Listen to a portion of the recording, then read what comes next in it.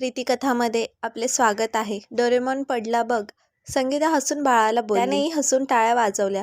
मग पटकन संगीताने दुधात भिजवलेला चपातीचा घास त्याच्या तोंडात भरवला. असंच फसवून किंवा हसवून संगीता बाळाला भरवत होती. 9 महिन्याचं बाळ झालं होतं. अंगावर पोट भरती होत नव्हती. पण बाळाला कसे भरवायचे असते याची उत्तम कला प्रत्येक मातेला अवगत असते. आणि अचानक एक दगड छतावर येऊन पडला. आवाजाने सावरत होतीच तर दुसरा दगड येऊन पडला. आता अनेक दगड येऊन धपधप घरावर पडत होते. बाहेर मोठा मुलगा भोकांड वाजत धावत येत होता. संगीता बाहेर आली. तिने समस्येचे गांभीर्य ओळखले होते.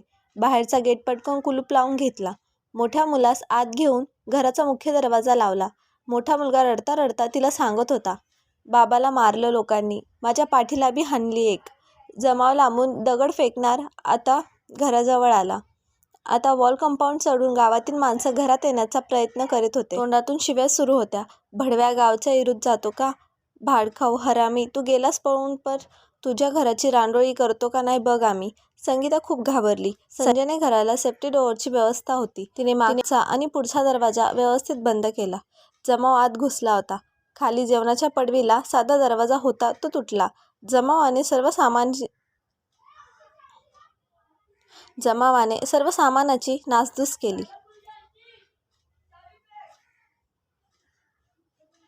घरातील पाणी ओतून दिले. गॅसची शेगडी फोडली. जमाव सेफ्टी डोअर तोडण्याचा प्रयत्न करीत होता. सेफ्टी डोअर तुटत नाही पाहिल्यावर काही जण घराच्या छपरावर चढले.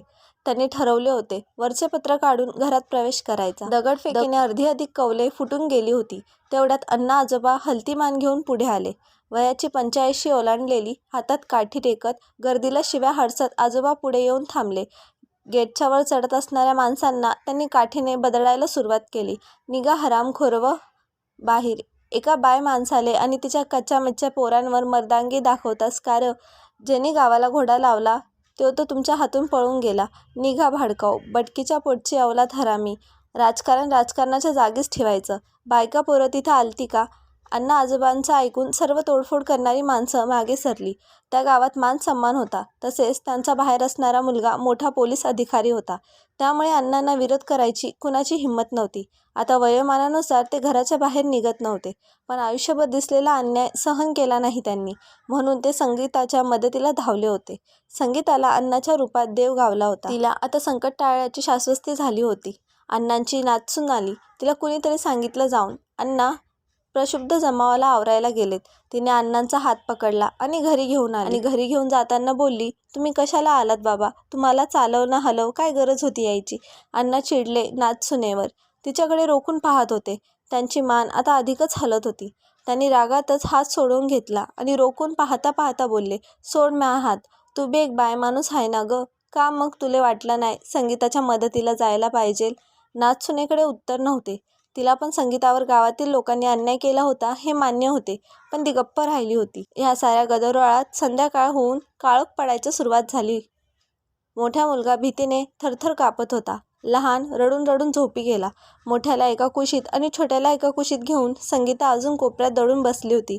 नवरा पळून गेला. पण संगीताला मुलांना सोडून पळून जाता येत नव्हते. कारण मुलांना जन्म देऊन होत नाही. त्यांना मायाच्या पंखाखाली घेऊन अनेक प्रकारच्या संकटातून वाचवायचे असते. त्यांच्यात पात्रता येईपर्यंत माता कधीही त्यांना अंतर देत नाही. बापाने गावच्या विरोधात जाताना बायका मुलांचा विचार केला नव्हता. कदाचित त्याची कृती कुटुंबाच्या आर्थिक फायद्याची असेलही. पण अंगावर आल्यावर स्वतःचा जीव वाचवण्यासाठी तो पळून गेला. संगीताचे माहेर गावतलेच, पण याच्याशी प्रेमविवाह केला म्हणून घरच्यांनी नाते तोडले होते. गावातील काही माणसं याला पडद्यामागं सपोर्ट करायची. पण त्याच्या अंगावर आले म्हणून त्यानेही पळ काढला. याला ग्रामपंचायत सदस्य बिनविरोध केला.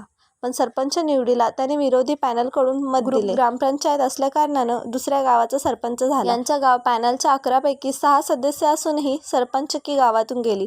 आणि गावकऱ्यांनी तो पळून गेला म्हणून घरावर रोष काढला. अंधाराने त्याच्या साम्राज्याचा विस्तार वाढवायला घेतला. गावातल्या टवाळ्यांनी शूरता दाखवायला सुरुवात केली.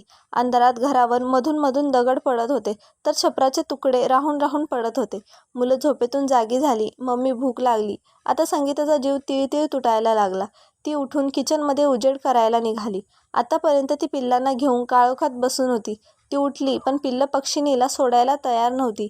मग छोट्याला कडेवर आणि मोठ्याला हाताला धरून ती स्वयंपाक खोलीत आली. घरात दाट अंधार होता.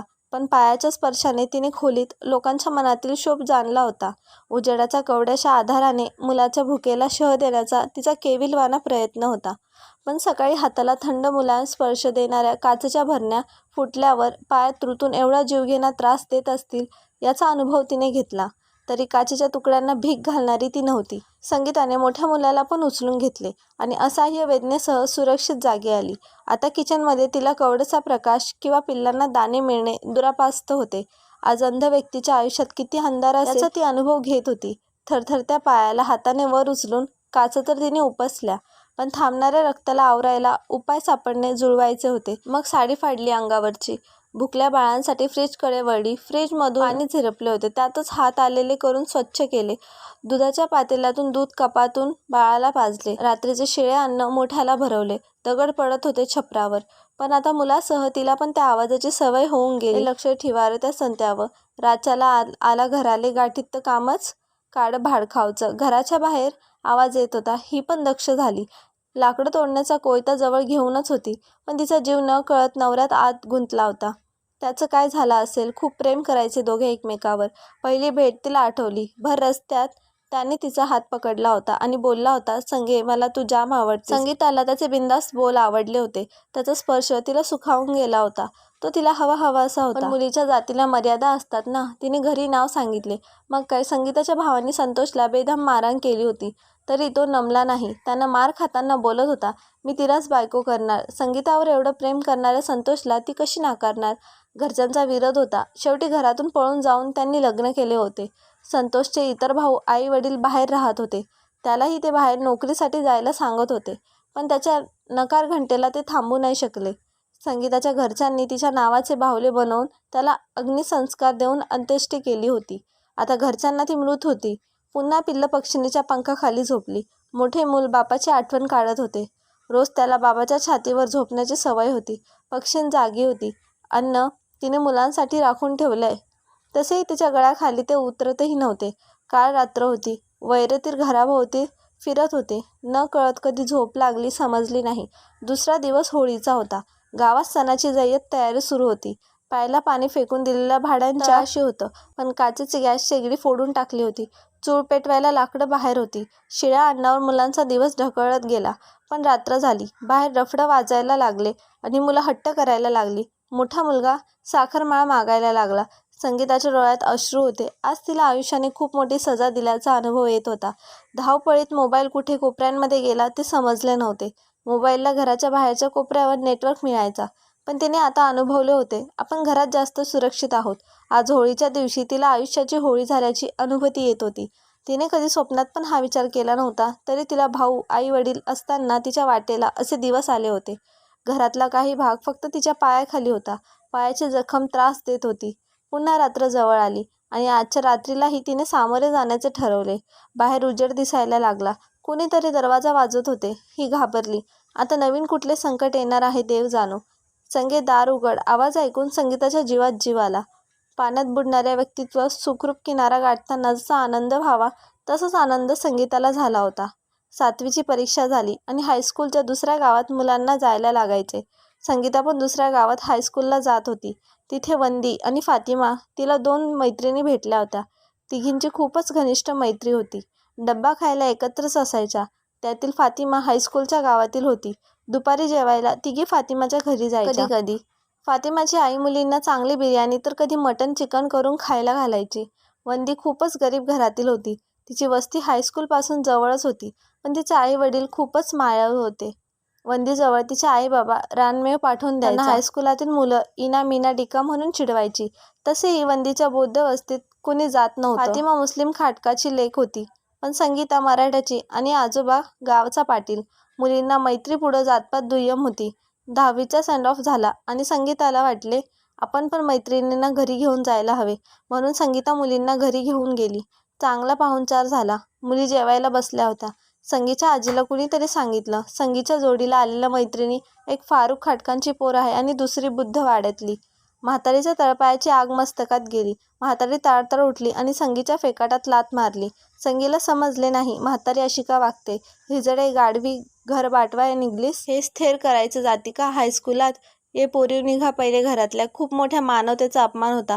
भरल्या ताटावरून माणसाला माणसाने कमी जातीचं ठरवून उठवले होते. संगी फातिमाला आणि वंदीला निरोप देताना खूप रडत होती.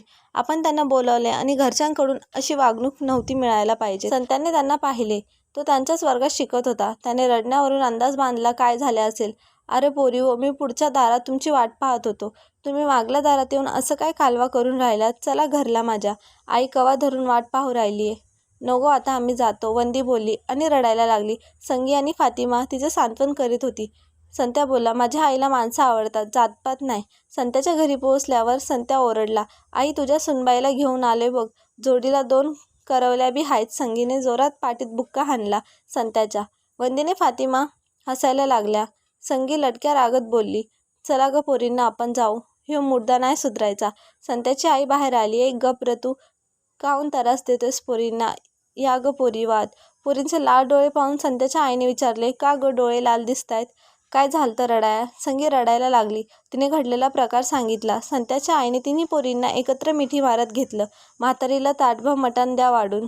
मग म्हातारी निस्ती दात नसलं तरी चुकून खाईल. तवा तिला खाटी कबी चालेल. शेतात धान्य पिकवले बुद्ध बी चालेल. पर बुद्धाचा आणि खाटका घरचा मनुष्य तिला खपत नाही." फातिमाला आणि संगीला 12वीच्या पुढे शिक्षण घेता आले नाही. पण वंदी शिकून सरकारी नोकरी करीत होती. संगीताचे आणि संतोषचे प्रेम प्रकरण चव्हाट्यावर आले होते. संगीच्या घरच्यांना कडाडून विरोध होता. संगीच्या लग्नाच्या आदल्या दिवशी संत्याने तिला पळवून नेलं. 1 वर्ष गावाच्या बाहेर काढलं. त्यावेळी वंदीची आणि फातिमाची मदत दोघांनाही झाली होती. एक बाळ झाल्यावर ते गावात परतले. विरोध मावळा होता.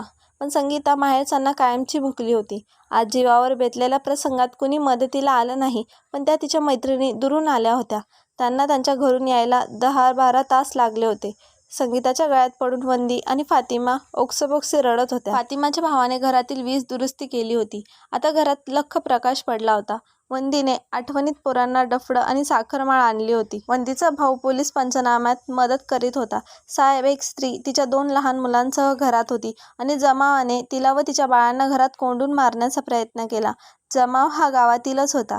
एका स्त्रीला अंधारात 1 रात्र आणि 2 दिवस कोंडून राहायला लागले.